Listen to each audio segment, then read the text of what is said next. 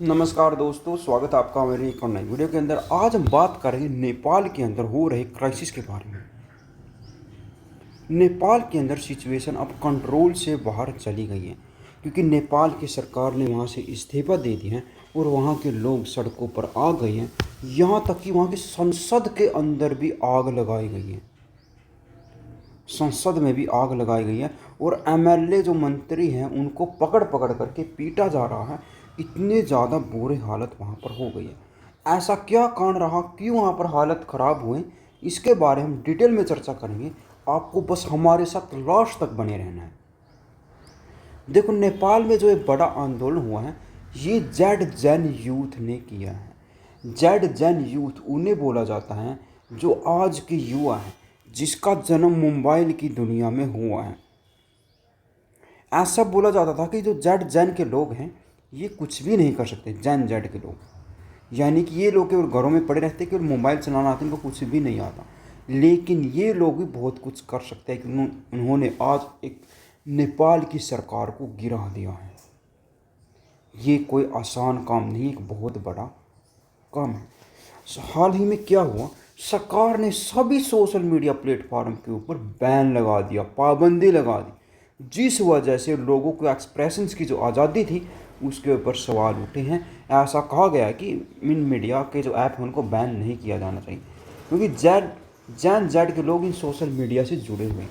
कौन कौन से ऐप हैं, जैसे कि यूट्यूब है, फेसबुक है, इंस्टा है, व्हाट्सएप, तमाम बड़े ऐप्स को बंद कर दिया गया है। ट्विटर को भी बंद कर दिया, एक्स जिसे बोल देते हैं। जबकि जो टिकटॉक है वो चल रहा है। ये ऐप को क्यों बंद किया गया है इसके बारे में बताते हैं आपको। इन ऐप को बंद करने का कारण मैं आपको बताता हूँ। इन ऐप को बंद क्यों किया गया, सरकार का ये कहना है कि इन ऐपों को एक गाइडलाइन दी गई थी कि उन्हें अपने डेटा सेंटर नेपाल के अंदर ही स्टेबलाइज करने पड़ेगी, जिस वजह से उनको बहुत, ताकि जो नेपाल का डेटा नेपाल के अंदर है उनको कोई प्रॉब्लम ना है। लेकिन इन बड़े ऐप ने नेपाल की गवर्नमेंट है उसकी बात को नहीं माना, जिस वजह से इन ऐप को बैन कर दिया गया। ठीक है, तो अब वहाँ के लोग कह रहे हैं कि ये ऐप को बैन करना लीगली सही नहीं है, क्योंकि वहाँ के नेपाल के जो ज़्यादातर लोग हैं वो फॉरेन में गए हुए हैं, या तो विदेशों में काम करने के लिए जाते हैं या विदेशों में जॉब करते हैं। बहुत सारे इंडिया में बहुत सारे नेपाली आते हैं जो यहाँ पर काम करते हैं, वर्क करते हैं। सो वो इन्हीं सोशल मीडिया के जरिए अपने जो रिलेटिव उनसे कनेक्टेड है। यदि ये ऐप ही बंद कर दिए गए तो अपने रिलेटिव से कनेक्टेड नहीं हो पाएंगे, तो इसी वजह से वहाँ पर मेन क्राइसिस हो रहा है। लेकिन मेन रीज़न केवल यही ही नहीं है, इसका मेन रीज़न है वहाँ की राजनीति, करप्शन, नेपोटिज्म और गवर्नमेंट ट्रांसपेरेंसी। इसकी बहुत ज़्यादा दिक्कत है। करप्शन बहुत ज़्यादा है, क्योंकि वहाँ के जो मंत्री हैं, किंग हैं या प्राइम मिनिस्टर हैं, उनके पास बहुत सारा पैसा है और वो सरकार पर लगाने की वजह बजाय अपने खुद के ऊपर ही खर्च करते हैं। उन जो मंत्रियों के जो सन हैं या उनके पुत्र हैं और पुत्री हैं, वो अपनी लग्जूरी लाइफ जीते हैं। मंत्रियों के बेटे बेटियां अपनी बहुत ज़्यादा लग्जूरी लाइफ का सेवन करते हैं। वो हाल ही में उनके बेटे ने क्या किया, वो लग्जूरी लाइफ को सोशल मीडिया पर शेयर करने लगे कि कैसे हमने गुच्ची के बैग खरीदे, कैसे वो फॉरेन ट्रिप ले रहे हैं।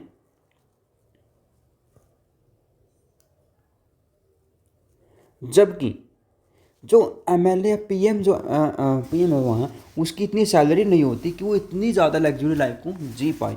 वो सारा करप्शन का ही कारण है। और दूसरा उस करप्शन को वो दिखा रहे हैं सोशल मीडिया पर, अपनी लग्जरी लाइफ को पोस्ट कर रहे हैं, जिस वजह से लोगों के अंदर और भी ज़्यादा दिक्कतें होंगी, लोगों के अंदर और ज़्यादा क्राइसिस बढ़ गया। लोग इसके बहुत ज़्यादा अपोजिट हो गए। वो मांग करे गवर्नमेंट को ट्रांसपेरेंट होना चाहिए। अभी बात कर लेते हैं कि इसकी शुरुआत कैसे हुई। कोई खाली पेज देखते हैं यार, खाली पेज बताएंगे आपको। खाली पेज नहीं है क्या, ये खाली पेज देखो मेरे पास। अभी इसकी शुरुआत कैसे, इसके बारे में बता देते हैं। सबसे पहले होता क्या है, सरकार कर देती है सोशल मीडिया को बैन। सोशल मीडिया क्या बैन हो गया। और सोशल मीडिया बैन होने के बाद क्या होता है, सोशल मीडिया के बैन होने के बाद एक चीज़ होती है, वहाँ के कुछ लोग जो युवा जनरेशन है, 12 साल से लेकर के 18 साल या 20 साल तक के जो बच्चे हैं, वो सड़कों पर आते हैं। उनमें से बहुत सारे बच्चों ने तो अपनी स्कूल की ड्रेस पहनी हुई थी, कॉलेज की ड्रेस पहनी हुई थी, क्योंकि बहुत सारे बच्चों के ऊपर ज़्यादा इफेक्ट पड़ा। क्योंकि बच्चे क्या करते हैं, इनसे क्लासेस लगाते हैं, सोशल मीडिया की क्लासेस लगाते हैं, पढ़ाई करते हैं, बहुत सारी चीज़ यूट्यूब के ऊपर आजकल अवेलेबल है तो पढ़ते हैं। वो उन्होंने सड़कों पर आना शुरू कर दिया, फिर वो जाते हैं संसद की तरफ, लेकिन वहाँ पर आ जाती है पुलिस फोर्स। उसके बाद क्या होता है, पुलिस फोर्स वहाँ पर आती है। पुलिस फोर्स क्या करती है यहाँ पर, पुलिस फोर्स आने के बाद वहाँ पर डंडे बरसाना शुरू कर देती हैं आम बच्चों के ऊपर। बच्चों के ऊपर जो प्लास्टिक की गोलियाँ चलाती हैं और आंसू गैस के फांके जाते हैं, आंसू गैस, और पानी फेंकना शुरू कर देते हैं।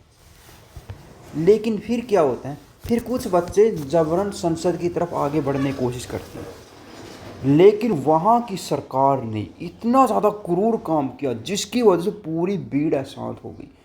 उन्होंने ओपन फायर करना शुरू कर दिया। इतने छोटे छोटे बच्चे, 12 साल के, 13 साल के, 18 साल के, कुछ 20 साल के बच्चे, उनके ऊपर ओपन फायर करना शुरू कर दिया, जिस वजह से 14 बच्चों की मौत हो गई। 14 बच्चे मरने की वजह से वहाँ की जो आम लोग हैं और ज़्यादा इनके खिलाफ हो गए सरकार के। फिर सभी लोग सड़कों पर आ गए, क्योंकि पहले जो आंदोलन था वो केवल आम बच्चों का आंदोलन था। अब पूरी की पूरी जो कौम है वो सड़कों के ऊपर आ जाती है, सभी लोग, ऑल पीपल, सभी लोग सड़कों पर आ जाते, कहते कि आपने बच्चों के ऊपर ओपन फायर करना शुरू कर दिया, हम आपको नहीं छोड़ेंगे। क्योंकि ये आंदोलन केवल इस वजह से नहीं था कि उन्होंने सोशल मीडिया को बैन किया, ये तो सिर्फ एक ट्रिगर था। और बच्चों के ऊपर ओपन फायर करने के बाद ये ट्रिगर एक आग में तब्दील हो जाता है।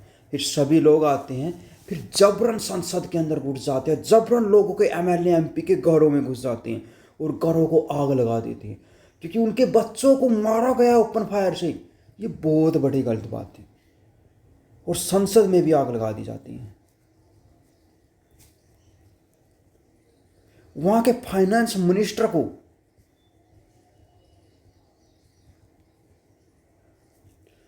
पकड़ पकड़ करके पीटा जा रहा है, क्योंकि उनके बच्चों को मारा गया था। ये बहुत बड़ी गलत बात है। ये बच्चे यार, छोटे छोटे बच्चे, उनको हम समझाया जा सकता है, बैठाया जा सकता है, उनके ऊपर ओपन फायर कर दोगे आप, उनको देशद्रोह निकाल दोगे।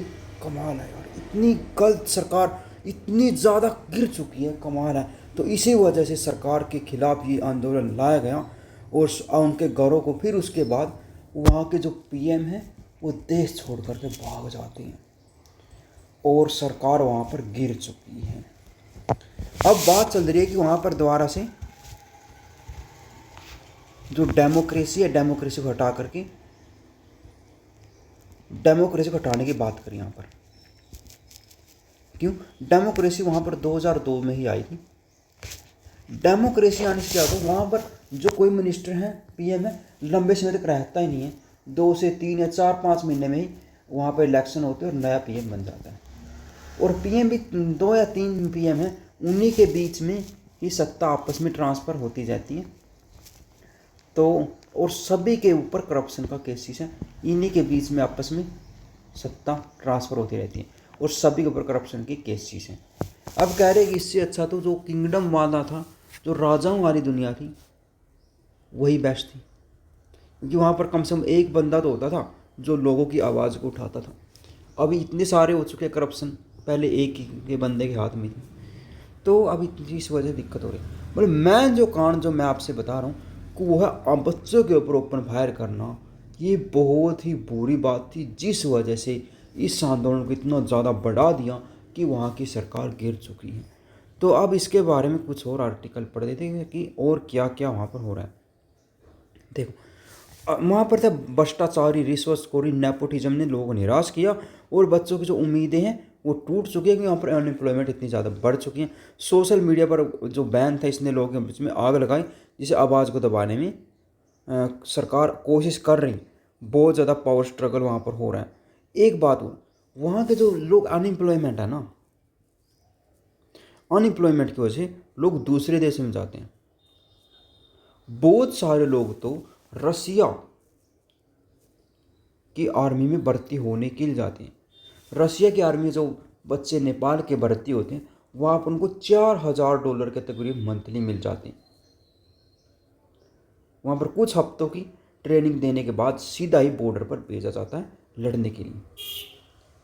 यानी कि ये भी ट्रोल चल रहा है कि यहाँ के जो नेताओं के बेटे हैं वो तो अपनी लग्जरी लाइफ जी रहे हैं, जबकि जो आम लोग हैं उनके कोकीन में शव आ रहे हैं। यानी कि जो लोग बॉर्डर पर मर रहे हैं उनके शव कोकीन में बेचे जा रहे हैं। इतना ज़्यादा डिफरेंस है, ज़्यादा इनइक्वालिटी जो वहाँ पर पड़ चुकी है। तो वहाँ पर क्या हुआ, गौरव के ऊपर आग लगा दी गई। पीएम जो वहाँ के प्रधानमंत्री पी शर्मा ओली ने वहाँ पर दे दिया इस्तीफा, और सोशल मीडिया पर बैन को अब वहाँ पर हटाया गया। लेकिन अब वहाँ पर भीड़ काबू नहीं हो रही है। तो वहाँ पर देख सकते हैं कितने सारे लोग यहाँ पर बाहर सड़कों पर आ चुके हैं। मानव जान माल को बहुत ज़्यादा नुकसान हुआ है और आग लगा गई है, कर्फ्यू हटा देंगे। लेकिन अब वहाँ की जो सरकार है ना, मिलिट्री ने पावर ले लिया, क्योंकि सरकार तो देश छोड़ कर भाग गई। अब वहाँ मिलिट्री अपनी पावर ले चुकी है, कहती है कि सभी शांति बनाए रखो, सब चीज़ ठीक होंगी, मिलजुल करके बात करके आगे काम करेंगे। यहाँ पर ये बताया गया जो जर्जन हुआ पार्ट है, परिवर्तन चाहती है कि सरकार में जल्दी जल्दी परिवर्तन होना चाहिए। अंतर्राष्ट्रीय छापी जो नेपाल की हैं वो भी इससे प्रभावित हुई हैं। एक बात हो रहा है, तो जो सोशल मीडिया बैन होने से क्या हुआ, वहाँ पर टूरिज्म सेक्टर तबाह हो गया। टूरिज्म कौन होता है, टूरिज्म बहुत ज़्यादा सोशल मीडिया का यूज ही तो करते हैं। यदि सोशल मीडिया ही नहीं चलाने दोगे तो टूरिज्म आएगी क्यों, वो उसको अपनी पोस्ट को शेयर नहीं कर पाएंगे, अपने उसको बातें नहीं कर पाएंगे, तो टूरिज्म सेक्टर तो बर्बाद हो गए। तो इस वजह से दिक्कतें हो रही हैं। बाकी हाँ, ये उम्मीद की जा रही है कि आने वाले कुछ समय में नेपाल की हाल सुधर जाएगी। नेपाल ही नहीं, कुछ अन्य कंट्रीज अपने आसपास के कंट्री जैसे बताते हैं, नेपाल के अंदर अभी क्राइसिस हुआ, थोड़े समय पहले पाकिस्तान में हुआ था, उससे पहले हुआ था श्रीलंका में, उसके पहले हुआ था बांग्लादेश में भी चल रहा है, म्यांमार में भी चल रहा है, अफ़गानिस्तान में चल रहा है। इतने सारे देशों में मतलब क्राइसिस हो रहे हैं, सभी छोटे देश। इंडिया अभी तक बचा हुआ है। हमें इंडिया को इतने ज़्यादा बुरा कहते रहते हैं। इंडिया इतना अच्छा देश है कि यहाँ पर इतने सारे क्राइसिस एटलीस्ट नहीं होते जिस वजह हमारी देश की सत्ता ही चली जाए। नेपाल के अंदर हुआ सोशल मीडिया बैन होने के कारण, और पाक के अंदर भी ऐसे हुआ, श्रीलंका के अंदर आया कर्ज के अंदर डूब गया था जिस वजह से बहुत सारी दिक्कतें होंगी, और बांग्लादेश के अंदर भी करप्शन है, वहाँ पर अनएम्प्लॉयमेंट बहुत ज़्यादा बढ़ चुकी है। वैसे म्यांमार के अंदर है, वहाँ पर मिलिट्री ने अपनी पावर संभाली थी, और अफ़गानिस्तान के अंदर वैसी दिक्कतें हो रही। लेकिन इंडिया अभी तक बचा हुआ है, चाइना अभी तक बचा, कुछ लोगों को जो स्टेबल इकोनॉमी वाले देश हैं उन देशों में इतनी ज़्यादा क्राइसिस तो एटलीस्ट नहीं होते। जो अनएम्प्लॉयड वाले देश हैं, जो गरीब देश हैं, उनके अंदर ऐसी सारी दिक्कतें आती हैं। इसलिए हमने इंडिया पर गर्व करना चाहिए कि इंडिया बहुत आगे है और हम इंडिया को बहुत बड़ी इकोनॉमी बना करके रहेंगे। अभी इंडिया 4th लार्जेस्ट इकोनॉमी है और जल्द ही इंडिया 2nd या 1st लार्जेस्ट इकोनॉमी बनेगा, क्योंकि इंडिया की पॉपुलेशन बहुत ज़्यादा है और इंडिया के ऊपर अब कोई भी कुछ नहीं कर सकता। अमेरिका ने भी कोशिश की थी इंडिया को फंसाने के लिए, लेकिन वो भी नाकामयाब रहे। हालत में बाद में अमेरिका को भी अपने कदम टेकने पड़े इंडिया के सामने, क्योंकि इंडिया अब सुपर पावर है, ये हमें मानना पड़ेगा। तो दोस्तों आज की इस वीडियो में इतना ही। मिलते हैं आपको नेक्स्ट वीडियो में किसी और अच्छे टॉपिक्स के साथ। Tata and bye bye.